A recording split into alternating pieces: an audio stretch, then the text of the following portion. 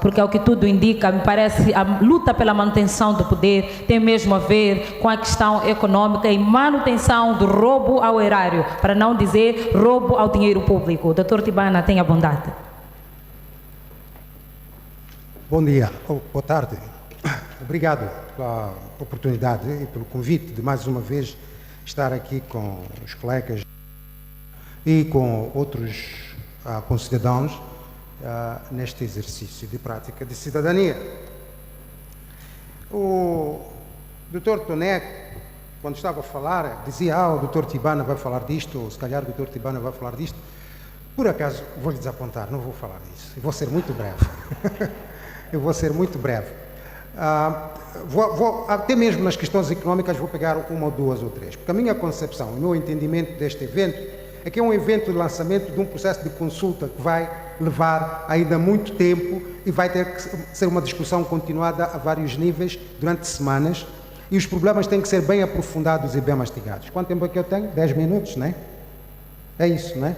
10 minutos. Portanto, não vou ter a pretensão, nem sequer trazia aí um texto para ler, trazia um PPT, nem vou fazer isso, porque é preciso realmente tentarmos ser eficazes neste processo.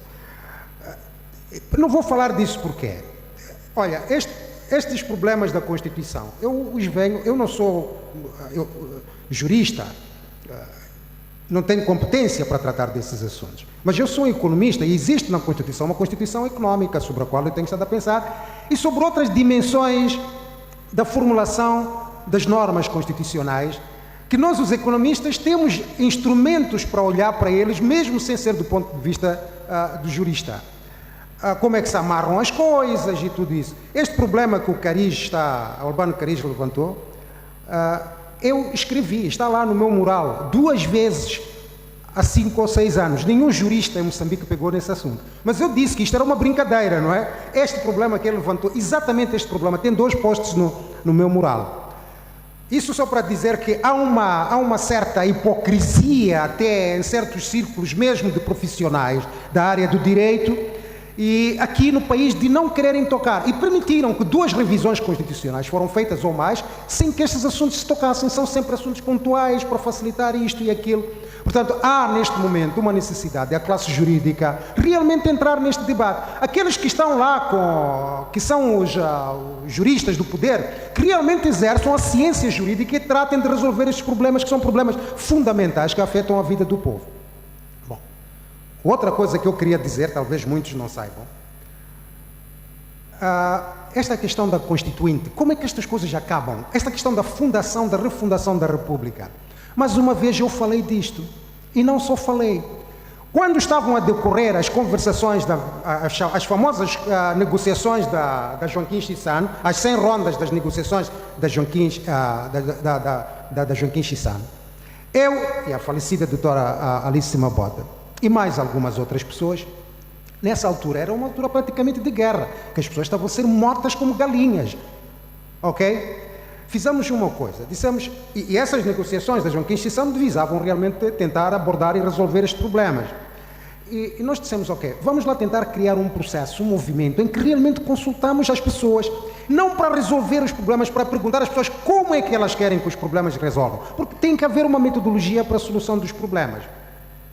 E nós viemos e fizemos, eu pessoalmente escrevi isso, tivemos um caderno de cerca de 25 páginas de metodologia para resolver os problemas, que era resultado de consultas que nós fizemos nas províncias, em reuniões provinciais, em conferências regionais, falamos com partidos políticos, religiosos, tudo, não para encontrar esta consulta de trazer as soluções, mas qual é o processo para trazer as soluções. E as pessoas disseram: temos que ter um processo de revisão profunda e não revisão de formulação de uma nova Constituição da República. Tínhamos acabado de sair de eleições, assim como estamos agora, aquelas eleições problemáticas. Temos que ter uma reformulação total das leis das eleições, da Constituição da República, todas estas coisas que aparentemente estamos a discutir agora. E este tem que ser um processo que leva tempo, tem que ser amadurecido. Precisamos de pelo menos 2 anos. As pessoas estavam a dizer, precisamos de 2 anos a 2 anos e meio para fazer isso. Sentámonos, escrevemos, fizemos uma grande reunião com deputados, convidamos deputados, diplomatas, políticos de vários partidos ali no Estúdio 222 na Baixa. Eu pessoalmente fiz uma apresentação. Aqueles que conhecem o meu mural, aquela fotografia em que eu apareço a fazer isto ali no meu mural do Facebook, os jornalistas tiraram-me exatamente nesse encontro quando eu estava a fazer a apresentação desse documento. Os membros do governo e da Frelimo, nenhum deles apareceu lá. Mas o general Jacinto Veloso, mas o outro sujeito que era adjunto dele na comissão do presidente Nussi, naquelas negociações da 25 de setembro, depois telefonaram para nós, disseram, nós não viemos, essa coisa, porque nós fomos impedidos e tal, mas olha, venham lá fazer-nos a apresentação. Eu fui pessoalmente ao gabinete do general Jacinto Veloso fazer a apresentação e entreguei a cópia que era para ele, porque os da Renamo tinham aparecido lá, e nós tínhamos entregue a cópia para eles, a comissão, mais uma cópia para entregar ao presidente da Câmara. E a nossa proposta era, parem com essas negociações do Janquim Chissano, porque não vão dar resultado nenhum entre vocês todos, abram um processo mais amplo, consultivo, com toda a sociedade moçambicana, pelo menos 2 anos e meio para arrumarmos essas coisas todas. Eu fui entregar esse caderno também ao general Jacinto Veloso, eu disse, vá lá entregar ao presidente Nussi. Nem o presidente Nussi, nem o presidente da Câmara responderam a isto. Isto tudo nós escrevemos nessa altura. Eu já dei a minha cabeça por isto. Este processo de consulta, eu por acaso estava a dizer aos meus amigos do Anamola quando estavam a convidar para isso, eu disse, não tem sentido, isto é uma brincadeira. Até as próprias perguntas, os próprios temas daquela coisa estão deliberadamente mal formulados. Nessa área mesmo das questões económicas, eu tenho que fazer uma ginástica para ver como é que eu arrumo as minhas respostas para dar comentário àquilo, porque está deliberadamente mal formulado. É um exercício fútil aquele da comissão. Eu chamo aquele para mim é a consulta paralela. Esta que é a verdadeira consulta. Aquela que é a consulta paralela. Portanto, está deliberadamente mal formulado. Para além de toda a orgânica, quando estavam a fazer isso, eu disse, não precisam de ir à Assembleia da República. É uma aberração dizer que estamos a legalizar um debate. Você legaliza um debate, é preciso ir pedir lei para fazer um debate, para fazer uma discussão destas. Se a Constituição já nos dá a liberdade de nós sentarmos numa sala destas e discutir, como é que nós vamos à Assembleia? Era para poder trancar o processo, e trancar o processo com coisas mal formuladas, deliberadamente mal formuladas, precisamente para nos desorientar. É por isso que a minha filosofia, no meio disto tudo, porque os meus colegas da Anamola, os meus amigos da Anamola estavam a dizer, temos que responder às questões da COTE, aquela COTE que formulou mal, deliberadamente essas coisas, temos que tentar responder a eles. Eu disse, eu vou tentar responder a eles, mas eu, como não sou membro do partido, não vou seguir muito a disciplina partidária. Vou responder um pouco a essas questões, mas também vou colocar as minhas questões, que não estão lá na COTE, porque a COTE não os quis colocar, como esta questão da Constituição, realmente de produzir uma Constituição. E depois criaram um calendário que realmente não vai dar para tratar os problemas com profundidade, nem criaram estruturas para dar para fazer isso. Eu gostava de fazer estes comentários em público para que a história seja conhecida, que não é a primeira vez que tentamos. Agora, qual é o mérito do Anamola? O mérito da Anamola é realmente fazer aquela consulta que deve ser feita e não aquela paralela. Questões económicas, 2 ou 3 que eu queria mencionar aqui. Portanto, depois de fazer essa introdução para explicar um pouco às pessoas aqui, porque podem dizer, mas parece que não estão coordenados. O doutor Tonela diz que ele vai falar, mas depois ele não fala. E depois, como é que é? É por estas razões. Eu vou entregar esse caderno aos meus colegas do Anamola. Esse caderno que nós fizemos para o presidente da Câmara nessa altura e para o presidente Nussi, que tem um calendário específico, com datas e tudo, e processos, o método de como é que se podia fazer essa consulta. Eu vou entregar esse caderno aos nossos colegas do Anamola.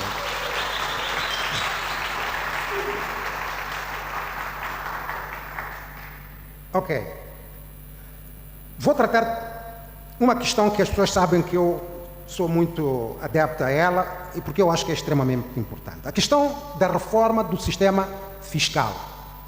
Não é só a reforma do sistema fiscal, em termos de olhar para a lei, ver qual é a alíquota dos impostos, se é 20%, se é 30%, não é isso de que eu estou a tratar quando eu falo do sistema fiscal. Eu estou a falar de uma coisa que é extremamente mais profunda. Estou a falar de uma coisa que não é só fiscal, é económica no seu conjunto e tem uma dimensão fiscal, que é a devolução do poder económico para as comunidades e devolução do poder económico para os órgãos de governação local. Basicamente, escrevemos isso no manifesto, é isto. 2 coisas. Nós temos empresas neste país que produzem lá, exploram lá, não sei o que, mas nem têm sede fiscal lá, nem pagam imposto lá, pagam imposto aqui em Maputo. Têm sede fiscal em Maputo, mas trabalham lá nas províncias, nos distritos, não sei o que. É preciso garantir primeiro que essas entidades sejam registradas, tenham sua sede fiscal lá e paguem os impostos lá. Por quê? Porque vem a segunda dimensão, que é a mais profunda e mais importante. É que, na minha concepção, o sistema tem que ser profundamente reorganizado de tal maneira que os governos provinciais, pelo menos ao nível dos governos provinciais, ainda vamos ver ao nível do distrito, mas pelo menos ao nível dos governos provinciais, que existe capacidade, tenham a possibilidade de reter uma percentagem, coletem lá, o tribunal, a autoridade tributária se organize lá, coletem lá e os governos provinciais tenham o poder de reter uma boa parte dessa receita que é coletada às entidades que operam na sua jurisdição. E haver uma norma que diz quanto desse valor que é coletado na administração daquela província, por exemplo, fica lá com o governo provincial. Qual é a percentagem que fica com o governo provincial? E qual é a percentagem que é transferida para o governo central? As pessoas dizem, mas depois já há aquelas províncias que são subdesenvolvidas, as regiões subdesenvolvidas neste país que não têm muita capacidade econômica para poder coletar uma boa parte de impostos. Há uma terceira dimensão dessa proposta. A parte dos valores que são canalizados para o governo central tem que ter vários fins, dentre os quais, garantir o financiamento dos órgãos de soberania, governo central e as transferências interjurisdicionais, interregionais, interprovinciais, que têm que ser feitas através do Tesouro Público para canalizar para aquelas regiões e para aquelas províncias que ainda têm uma fraca capacidade de coleta de impostos, têm uma base tributária limitada, canalizar os recursos que permitam equilibrar e corrigir os desequilíbrios de desenvolvimento econômico. Portanto, aquelas províncias que hoje têm mais vão ter que canalizar também para se poder transferir através do governo central para aquelas províncias. Portanto, esse problema que as pessoas essa proposta do Tibane é maluca porque depois há aquelas províncias, é falso, porque isso faz-se. Da mesma maneira que existem transferências para as autarquias a partir do governo central, são esse tipo de coisas. Essa é a função do governo central. Tirar de uns e dar àqueles que estão desvantajados, que é para depois poderem também produzir a sua base tributária. Portanto, não há contradição nenhuma nisso. Há pessoas que dizem, mas ele está a federalizar o país, não é? Ele está a falar de uma federação. Eu não utilizei nunca a palavra federação. Mas se é federação, então que seja. Se é federalizar o sistema fiscal, então que seja. O problema é que esse poder, se os governos provinciais não o têm, não podem realizar planos de desenvolvimento local, com prioridades locais. Depois as pessoas dizem, mas há aqueles projetos que são, digamos assim, de caráter nacional, por exemplo, ali onde passa a Estrada Nacional. Quem tem que financiar a Estrada Nacional não pode ser só aquela província. Tudo isso são questões técnicas sobre as quais não é que nós não pensamos. Nós temos fórmulas para isso. Existem experiências no mundo. Como é que se fazem essas coisas? Como é que funciona isso? E é possível definir áreas de responsabilidade do governo central e áreas de responsabilidade do governo provincial, mesmo para aquelas infraestruturas, bens e serviços e atividades que são de caráter interprovincial ou regional, que ultrapassam a jurisdição de uma província. É por isso que nessa altura nós dizíamos que estas coisas todas tinham que ser estudadas, e nós temos cérebros para estudar isso, nós temos soluções para isso, existem experiências no mundo que se pratica isso. As federações, os países que têm federações funcionam assim e faz-se, não tem problema. O princípio fundamental que nós temos que quebrar aqui é de tudo estar centralizado no Maputo. As pessoas produzem lá, vêm entregar tudo no Maputo e depois têm que pedir, primeiro têm que pedir para te alocarem. Tem que pedir para te alocarem. E depois tem que pedir, mesmo aquele que eles te alocaram, os que estão sentados aqui no Maputo, depois tens que pedir gota a gota, vão te dando ou não te vão dando. Se nós não tivéssemos parado com aqueles meus podcasts que eu fazia com os meus vândalos, vocês já haviam de ter visto uma coisa que eu havia divulgado.